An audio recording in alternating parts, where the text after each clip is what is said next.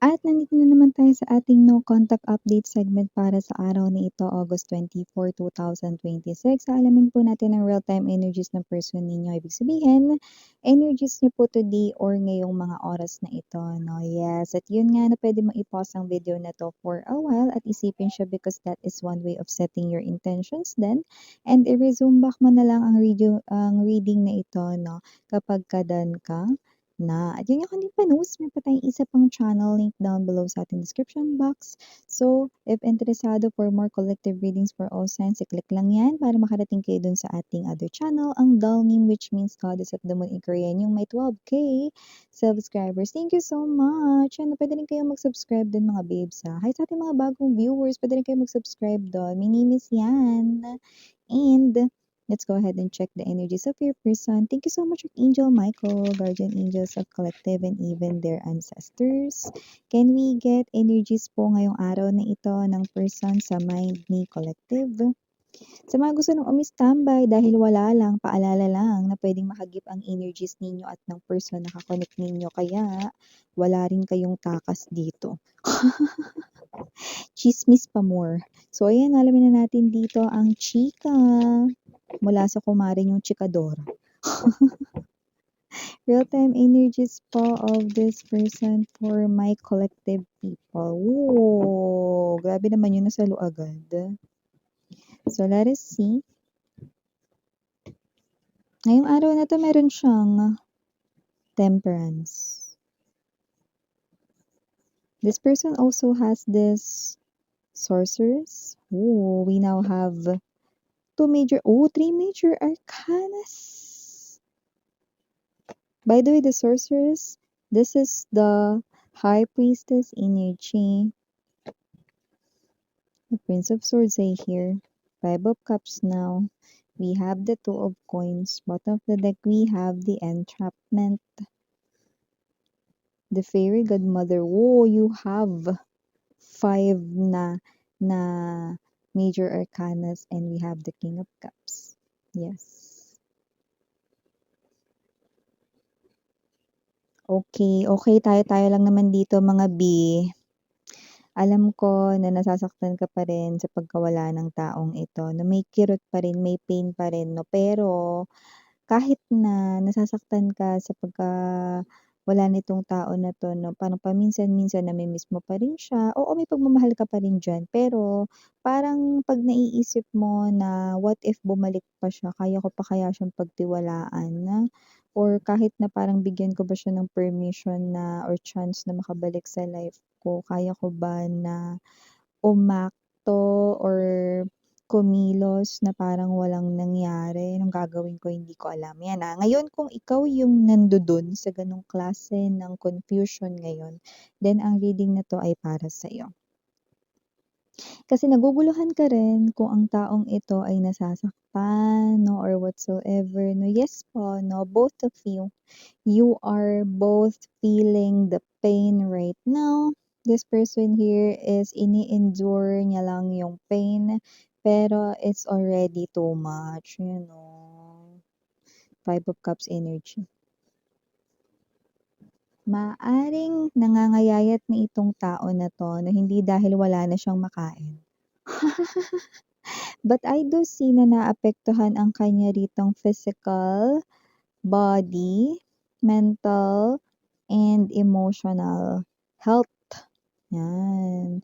So, nakikita ko dito that this person here, no, marami pong mga beses sa loob lang ng kada araw na gusto niyang pumunta sa'yo, Prince of Swords energy.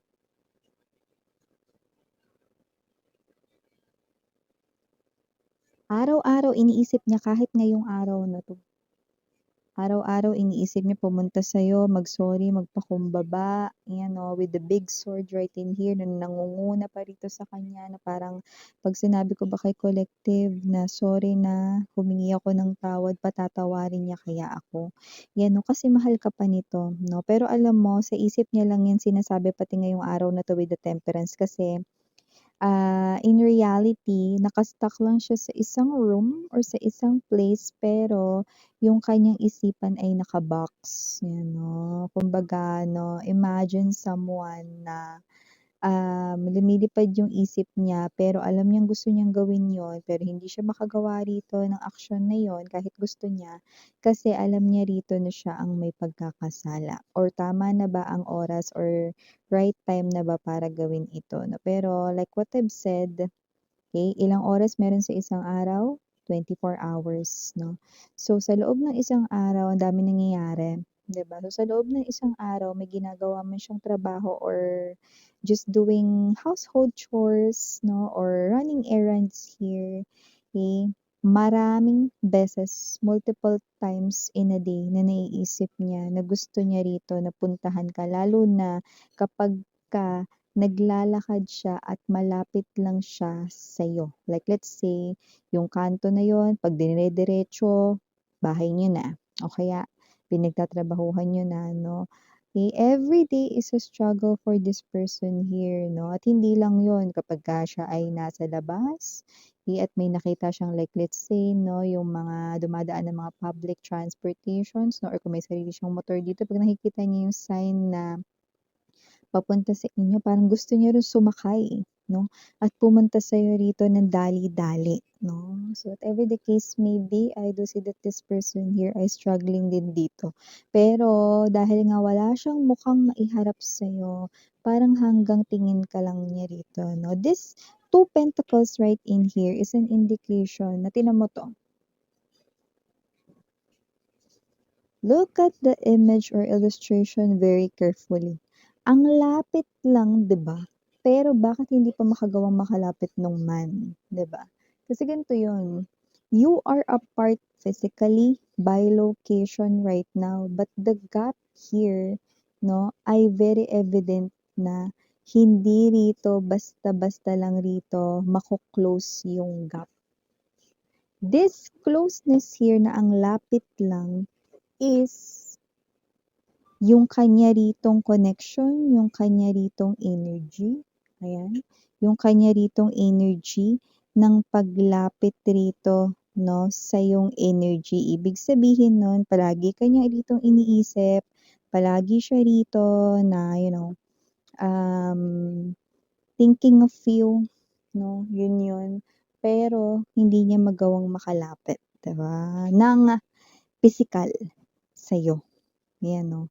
So, nakikita ko that with the star, this person wants to heal your connection here 'no, at nakikita ko rito na meron din siya ritong, mga bagay na gustong sabihin at i-offer sa'yo when it comes to love, pero parang hindi niya alam kung ito ba ay sapat na upang bigyan mo siya ng pagkakataon 'no, na muli ka ritong mahalin or ipakita na siya rito 'no, ay muling dapat pagbigyan at karapat-dapat ulit sa'yo. You still love this person here and you still has remaining feelings for this person here, but you do not know what to do right now and what to do dito sa situation na ito. Okay? So, it's okay. It's alright. You do not need na ma-pressure dito. Okay? Nakikita ko naman na though hindi pa siya nakakalapit dito pero use it as a time to think, reflect, 'di ba? Isipin mo 'no, puwede mong gawin ito na suggestion lang rito mahal 'no, puwede mo habang siya dito ay wala pang sapat na lakas ng loob dahil alam niyang siya ay nagkamali at ang magandang parte dun ina-admit niya naman po ito 'no. Habang ikaw alam mo sa sarili mo yung sure ka na mahal mo pa siya pero hindi ka sure sa parte kung pagbibigyan mo siya, okey, puwede kang mag-advance thinking. 'Yan 'no, puwede mong gawin 'yun sa sarili mo, na puwede kang mag-isip rito na isa-isa lang yung tanong sa sarili mo, okey? Unahin mo yung kapag ba bumalik siya sa buhay mo, tingin mo ba magiging masaya ka? Ask yourself, magiging masaya ba ako 'pag bumalik siya sa buhay ko? Araw-araw ba parang kikiligin ako? 'Yan, o kaya ibang tanong pero parang gano'n din, 'di ba, 'pag bumalik ba siya sa buhay ko, kaya ko ba na mawala siya ulit or let's rephrase that, um, kaya ko bang mabuhay nang wala siya? kaya ko ba na mag-move on talaga sa kanya, 'yan 'no. So, start from there 'no, and then analyze yourself 'no, maa-assess mo yung sarili mo rito kung, itong tao na 'to 'no is nandudun pa. Kasi kahit na advanced thinking yung gagawin mo, eh, nakakatulong yun. Kasi may sagot at may sagot ka dun, eh. Ngayon kung dun sa tanong na yun hindi ko alam yung sagot mo is yan, then definitely, ibig sabihin, hindi sa hindi mo alam yung sagot, kundi alam mo na may parte na magiging masaya ka. Okay. So, parang gano'n yung energy na yun 'no. But still, you do not need to rush, okay. And this person here, alam mo, nakikita kong lalapit ito sa'yo. Alam mo, nakikita ko magme-message ito sa'yo, Pero nakikita ko rin na kapagka nangyari na yun, alam mo na yung sagot. Alam niyo marami sa inyo yung kasi hindi niyo pa yan as in talaga pinag-iisipang mabuti. Kasi ang nasa isip ninyo ngayon ay malabo yung mangyari, hindi na ako cha-chat nun, hindi nga ako nagawang kamustahin nun, eh. Ay hindi na yun tatawag sa'kin, ay hindi na yun makikipag-communicate sa'kin 'no. But little did you know that this person here still in pain or is also in pain just like you. Ba, yun yun. And I do see that this person here, magaling lang siyang hindi yan ipakita, no? Magaling lang siyang hindi yan ipa-obvious dito, no? But yeah, whoever this energy is, this person here still thinking of you. This person here, no, ay may energy rito ng, um, klase ng energy na itong tao na to ay, yung pagbabalik loob niya rito 'no, ay yun ay natural or pagkusa rito 'no, dahil gusto niya at hindi siya napipilitan 'no. At yun ay pumoproseso 'no, sa energy ng love, yan 'no. So, anong masabi mo dun Miss yan? Well, nakikita ko naman na kung sino 'tong energy na 'to. Ito yung energy na 'to na parang binago siya rito na alam baluti, yan 'no. Baluti, hindi balutin. Parang ano, armor, yung gano'ng klase ng energies. Hindi ko alam na parang nabalot siya ng mahiwagang ganyan at parang nakipagdigma siya rito 'no, pero hindi yung digmaan rito na literal 'no, kundi yung kanya ritong battle sa kanyang self, yun 'no. Parang ano nga ba talaga ta's ngayon na-realize niya 'no, na he or she can't go on sa kanyang journey sa life in the future without you right sa kanyang side, yun. And also, I do see that this person here 'no, ay talagang mini-mean niya yun rito ng sobra, yan. So, nakita ko rito kung sino man 'tong person na 'to. Itong person na ito 'no, ay hindi rito, mababanaagan or makikitaan rito na siya rito ay may pagsisinungaling. So, kung may naririnig po kayo na parang ingay sa aking background mga babes, I'm sorry about that and pasintabi sa mga kumakain diyan. Thank you so much and yes 'no, balik tayo sa pinag-uusapan natin. So, yun nga 'no, okey lang na parang, etong person na ito 'no ay, hindi mo muna dito bigyan ng sagot kung sakaling wala ka pang sagot 'no or hindi mo pa kayang sagutin sa sarili mo kung saan siya nakatayo talaga sa life mo. Because this person here can wait for your answer 'no. So, right now, yung inyong emotions ay naka-align. So, you are feeling the mutual feeling of, ah being in pain. So, kung nasasaktan ka dito 'no, sa inyong separation or hiwalayan kahit na gaano pa katagal ito, this person here, gano'n din siya dito, okey?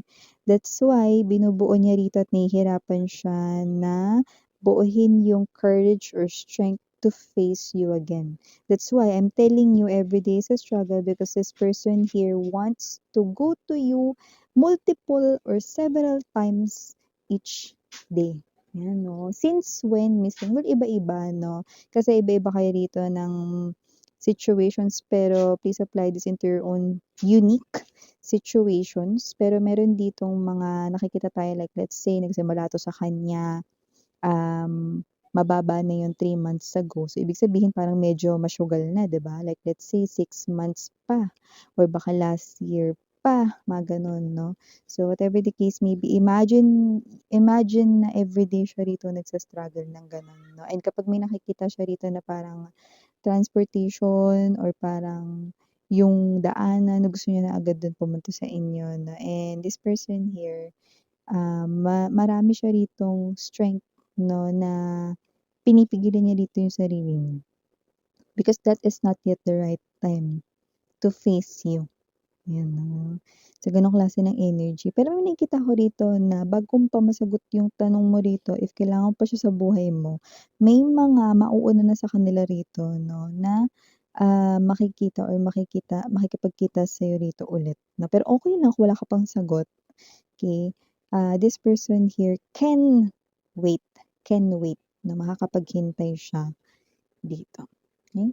So, initials, we have here capital letter R, capital letter P, capital letter T, capital letter I, capital letter E, capital letter U. Oh, someone here could be from Australia, AU. Just take only what resonates or, might be in a foreign country right now or yeah, because of work or maybe baka dun talaga nakatira, just take only what resonates. You also have here capital letter N and capital letter K.